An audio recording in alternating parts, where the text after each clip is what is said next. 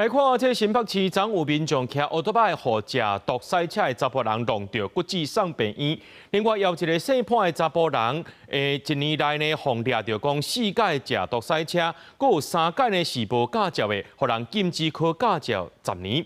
為了要防止這食毒賽車，行政院會今日是通過刑法修正草案，甲毒駕致死上重判12年，10年來若准閣再犯，就對7年開始判，上重會當判到無期徒刑。我是你的。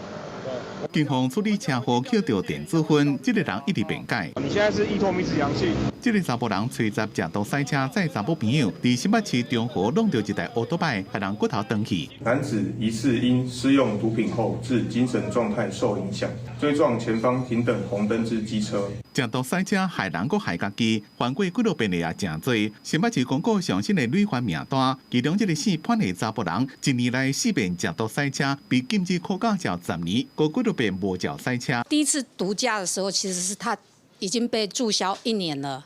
那後面的話，已經還有3次嘛，他每一次都被禁考3年，他就是違規無照，然後就是一直上路。毒駕影響治安，社會正注意。行政議會10月通過刑法修正草案，將食毒賽車甲啉酒賽車分開，提懸食毒賽車的刑責。若敢若是食毒賽車，刑期提懸到5年以下，致死人重傷，對上重7年提懸到上重10年，弄死人上重判12年。若是10年來閣再犯，上重也是無期徒刑，上加至少7年。本次也增訂了有關於沒收行為人或第三人車輛的這個所有的這個規定，是為了遏止車輛的所有權人任意或無正當理由將車輛交付給服用酒類或使用毒品者使用。修法新增加一個重點是沒收車輛的規定，無論這台車的所有人是啥人，犯毒駕致死或者是予人重傷，涉案的交通工具攏會被沒收。對食毒賽車除了修法重罰以外，也要注意第一線這群警察的安全，